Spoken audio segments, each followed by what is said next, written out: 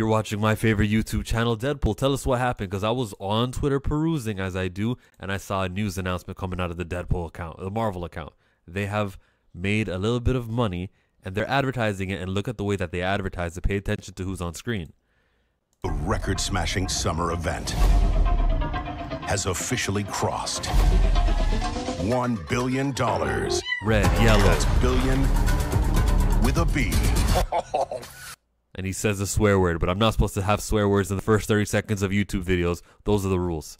I think it's been past 30 seconds now, though. Fuck off. There we go. we saw Gambit appearing, and we saw X-23. There was no secrets. Elektra's right over there.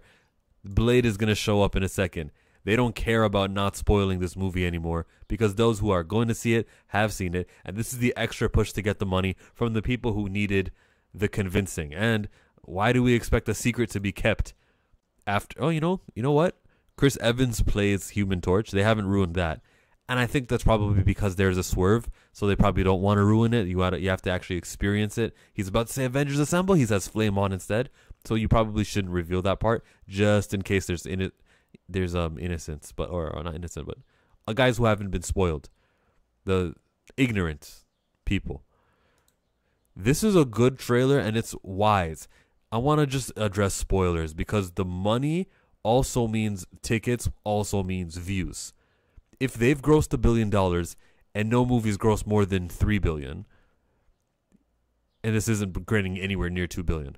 So if this movie has been seen by most of its audience, spoilers are accepted. Let's quantify that. Let's put it in terms of time. When enough time passes, you spoil a movie. That's the general point of this. I'm going to switch over screens to the Deadpool and Wolverine screen. And as you can see, let me shrink myself, that the movie grossed 940. They haven't included the Saturday numbers and the international numbers, but that's going to change. I want to show you how many people domestically 455. So let's just count 455, and let's consider that 100%. They, by the time they get to Tuesday, this is a general rule, half of the money you make is done on Tuesday. So 261, if you double that, the number would be, I think it would be 522 million. If you double this. And the general rule in Hollywood is that by Tuesday, half of the people who were going to pay to see your movie have already seen it. That's common. So 522. This will probably peter out at 522 million. I think knowing that, when we have the culture of do we spoil, do we not spoil, we got to look at the Tuesday rule. Half the people who were going to see it have already seen it. Not to mention a lot of these are repeat viewers and repeat ticket buyers. Majority of people by Tuesday have seen it. I don't want to have that conversation of we got to tiptoe around. Hey, is it too soon? Especially if you're on YouTube and if you're on a guy whose channel is this stuff, like the Chillmonger YouTube channel. Don't come at me and ever be mad that I spoiled something. Unless I talk about something on Friday, then I got you. I guess you can say, hey, Chillmonger, we require a spoiler warning. You know, I needed to see it on the weekend. That makes sense to me. It does. But spoiler culture and tiptoeing and dancing around the secrets and stuff, that's over as soon as the movie is out by Tuesday. It's over on Monday. Because we are not in the 50%. We are in the top percentile. The last numbers I want to show you is just how exclusive is the $1 billion club. In the world, ever, there's been not 10, not 20, not 30, not 40, but there's been 53 movies ever that have grossed, 54, I'm wrong, that have grossed $1 billion. Deadpool will be the 55th as soon as they update this. That's an exclusive club, isn't it? Isn't it rare? Isn't it special to know that you're there? Inflation is going to allow for more movies because inflated ticket prices and the cost of living. It's going to allow more movies to get this word, billion, because something about crossing that 9 and adding that extra digit, you know? But that's just how rare it is, and that's how a huge accomplishment and feat it is. Let me call out Star Wars for a second. Star Wars Episode 9, The Rise of Skywalker. Although it made $1 billion, the cost to reshoot, the initial budget and then the advertising. I heard that this still didn't profit because of just how pricey the movie is, and that's preposterous. But that's how much money they put into it, reshooting. And the Carrie Fisher death made them repurpose scenes, and that was kind of expensive, and they did a lot, and they thought they'd make more than $1 billion. But it is what it is. Someone's gonna tell me, yeah, Chillmonger, Star Wars still makes money. I'm not here just to ish on Star Wars. There's no, the point of this is to be happy that Deadpool Wolverine grossed $1 billion. Let's get out this comic book fatigue stuff. If the casuals are interested, they'll come. When Eternals didn't perform well, it was, well, COVID-19. But that movie came out in November, and Spider-Man came out in December, and that movie grossed at 1 point. Well, I've still got the screen open. How good did Spider-Man do? Spider-Man No Way Home, it made 1.9. It was the 7th highest grossing film ever, compared to Eternals, which isn't even on this chart because it grossed under $400 million.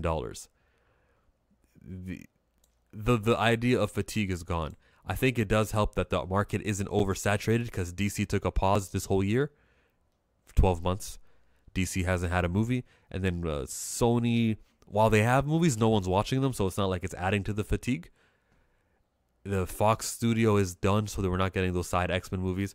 There's lesser of the superhero movies, and then even Marvel has been spacing out their things. Not next year. Next year there's going to be like 4 movies all within 12 months. Or 5 movies in between 12 months. There's going to be a lot of movies coming out pretty soon.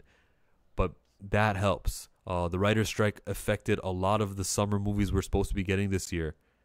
That helps. And the spring movies. There has been a thirst that's been building up. And Deadpool and Wolverine, top tier superheroes, they were able to do it. It's good news. I'm pleased. I hope you are too.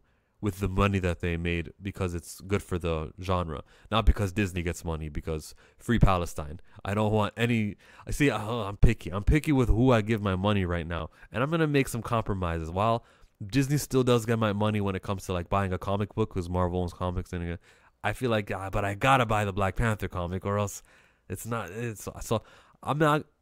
This is not like a hard stance. It's not a hard boycott.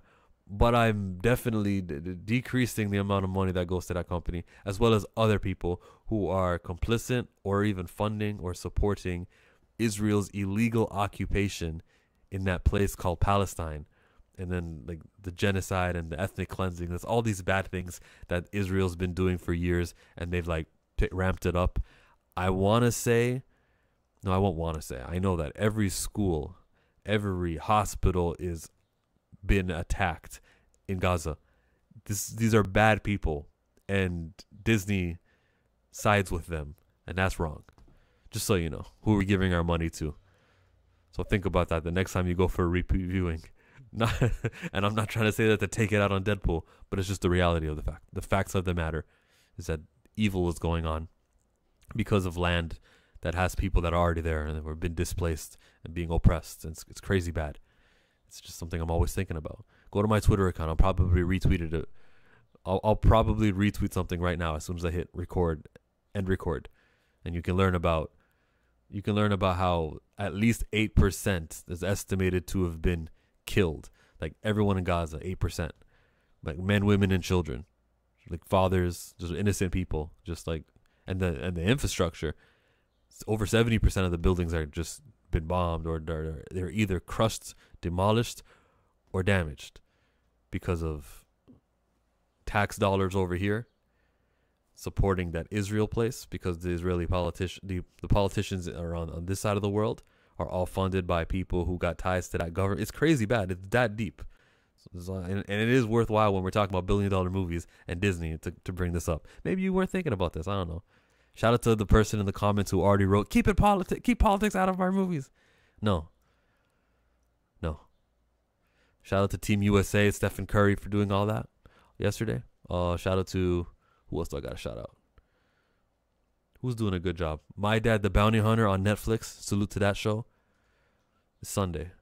I don't know. I'm giving my W's and L's. That's not. It's almost time for Back of the Bus. Check out Back of the Bus right here. Back of the Bus. They're doing their W's and L's in a short time from right now. So go watch their channel where they give credit and love to people who deserve it. Congratulations to Deadpool, Ryan Reynolds on being successful. Hugh Jackman, shout out to you.